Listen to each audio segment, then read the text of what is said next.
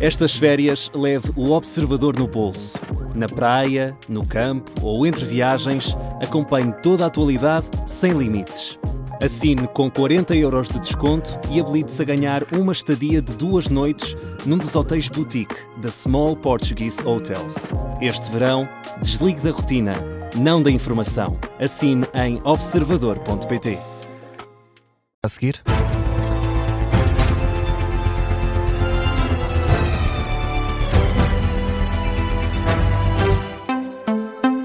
Edição das 9 com o Miguel Gato. E começamos com um incêndio no Algarve, na região de Monchique. O fogo mobiliza já mais de 100 operacionais. E é para já o único fogo ativo em Portugal continental. O alerta foi dado por volta das 5 da manhã. O segundo comandante regional do Algarve de Emergência e Proteção Civil, Abel Gomes, disse esta manhã à Rádio Observador que o incêndio está a afetar uma zona de mato e sentem-se algumas dificuldades por causa do vento. A única situação que nós temos que o incêndio está a afetar é uma zona de mato e povoamento florestal da zona de tipo eucaliptos. Portanto, as ações estão a ser dificultadas pelo vento forte que se faz sentir, portanto, e que dá origem a algumas projeções e com alguns acessos difíceis também para chegarem à frente de fogo. Neste momento estão cerca de 100 bombeiros no local, os meios de combate estão a ser reforçados nesta manhã e o comandante da Proteção Civil, Abel Gomes, diz que espera que a situação evolua de forma positiva nas próximas horas. O incêndio parece que neste momento começa a ceder aos meios de combate, portanto os meios que foram reforçados logo numa fase muito inicial do incêndio, portanto foi logo um despacho massivo de meios perante o local onde nós tínhamos o alerta. E esperemos que nas próximas horas que a gente consiga dominar. Portanto, os meios estão a fazer tudo nesse sentido. O segundo comandante regional do Algarve de Emergência e Proteção Civil, Abel Gomes, esta manhã à Rádio Observador sobre este fogo em Monchique.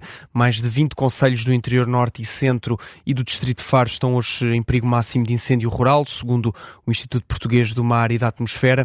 O número de concelhos em perigo máximo vai subir na próxima semana com o aumento das temperaturas. Este fogo na região do Algarve é o único ativo em Portugal continental, situação mais grave que se vive neste momento, Miguel, em Espanha e em França. Começamos precisamente pela situação em França. O ministro francês do Interior admite que o incêndio que lavra neste momento para Bordeaux está incontrolável. Em causa o fogo em Gironde, o que preocupa mais as autoridades. Já obrigou à fuga de mais de 100 mil pessoas em apenas 2 dias. A ordem de evacuação surgiu por causa do crescimento deste incêndio. Ora, numa entrevista que deu ontem à noite, Laurent Nunez, ministro francês do Interior, faz um ponto de situação. Ce feu qui est un feu convertif, c'est un feu qui s'auto-alimente. Trata-se de um incêndio que se autoalimenta. Um fogo de grande dimensão que neste momento está incontrolável por causa do vento. Desloca-se para leste. Estive em contacto com o primeiro-ministro e reformulámos o nosso dispositivo de combate ao incêndio para evitar que o fogo chegue à região metropolitana de Bordeaux. Combattre de maneira terrestre pour éviter qu'il ne progresse vers la métropole bordelaise. O ministro do Interior de França a fazer aqui um ponto de situação em relação a este fogo que segue para Bordeaux. O presidente francês Emmanuel Macron que instruiu ontem à noite as Forças Armadas a mobilizarem-se para prestar o máximo de apoio à proteção civil perante este incêndio que já devastou mais de 19 mil hectares. França que acionou o Mecanismo Europeu de Proteção Civil, assim como Espanha. Hoje o presidente do governo espanhol, Pedro Sánchez, visita as áreas mais afetadas na região de Madrid. Uma situação sem precedentes, foi assim que descreveu estes incêndios a líder regional de Madrid, Isabel Ayuso, e ontem o conselheiro do Governo Regional de Madrid, Carlos Novillo, dava conta de que o incêndio também em Espanha está descontrolado. Evidentemente el incendio está en su momento álgido, está fuera de capacidad de extinción y lo que se está haciendo es medidas de defensa de las poblaciones y también ir consolidando todo lo que es el flanco derecho, que es el que más preocupa de cara al cambio de viento que se prevé en el día de mañana. Um fogo impossível de extinguir neste momento, mas há esperança, como ouvimos aqui, de uma melhoria do estado do tempo durante o dia de hoje, sobretudo por causa da redução da velocidade do vento. Madrid e Ávila são as duas regiões espanholas que mais preocupam as autoridades nesta altura, de onde também já foram retiradas mais de 60 mil pessoas. Agora uma notícia observador. Rui Costa está na lista negra do Banco de Portugal por incumprimento financeiro num projeto imobiliário. O presidente do Benfica está sinalizado por incumprimento em prestações sobre créditos superiores a 20 milhões de euros para um empreendimento de luxo. Em causa está um projeto imobiliário de uma empresa da qual Rui Costa é acionista. Esta situação coloca o líder dos encarnados na lista de devedores na Central de Responsabilidades de Crédito ao Banco de Portugal. O observador falou com a fonte oficial desta empresa, que garante que não houve execução de hipotecas e que a relação com o banco que concedeu o crédito continua a decorrer dentro da normalidade. Segundo esta mesma fonte, foram também dadas garantias de que a dívida de Rui Costa pode ser saldada a qualquer momento.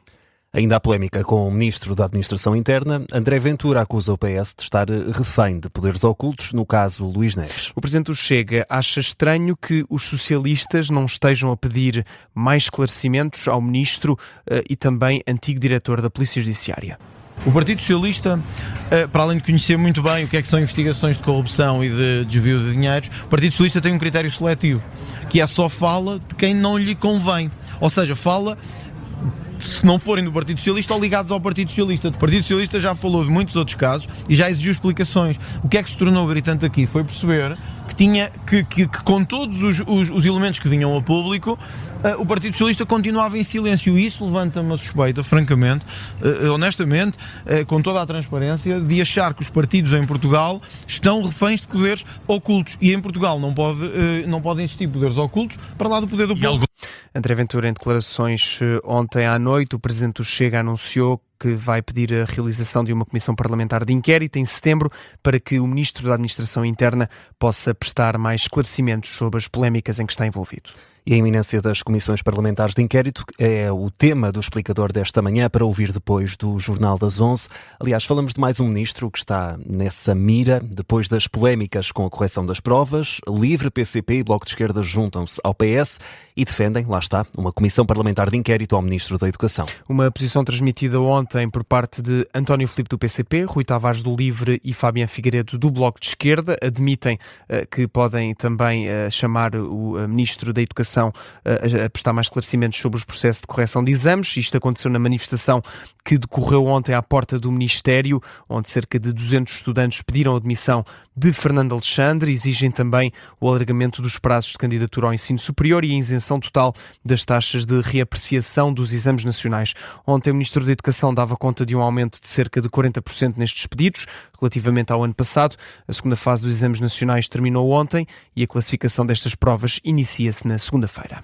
Na atualidade internacional, Donald Trump diz que o Irão ainda não está pronto para um acordo de paz e por isso admite continuar com os ataques. Foi o que disse o Presidente dos Estados Unidos no jantar de correspondentes da Casa Branca. Trump rejeita para já um acordo e diz também que a capacidade militar do Irão está neste momento em níveis mínimos. Atacamos o Irão com toda a força. A marinha deles desapareceu, a força aérea deles desapareceu, 250 jatos já não existem, 159 embarcações, boas embarcações, não têm radar. Restam-lhes muito poucos drones, apesar do que se vê. E de vez em quando vão montar algumas coisas, mas já não lhes resta grande coisa. E já agora eles estão a falar connosco neste momento. Adorariam chegar a um acordo. Acho que ainda não estão prontos para isso. Não acho que já seja a altura certa, mas estou disposto a ouvir. Eles não podem ter uma arma nuclear. Trump no jantar de correspondentes da Casa Branca, que foi adiado em abril devido a um homem armado que entrou no edifício, já com o Presidente dos Estados Unidos presente na sala. O edifício foi na altura evacuado e o evento adiado para ontem à noite. Aconteceu. Donald Trump vai receber na próxima terça-feira o primeiro-ministro israelita na Casa Branca, apesar da ordem do Tribunal Penal Internacional para um mandato de captura de Benjamin Netanyahu. O Presidente dos Estados Unidos que deve também receber o Presidente da Ucrânia, Volodymyr Zelensky, na próxima semana em Washington.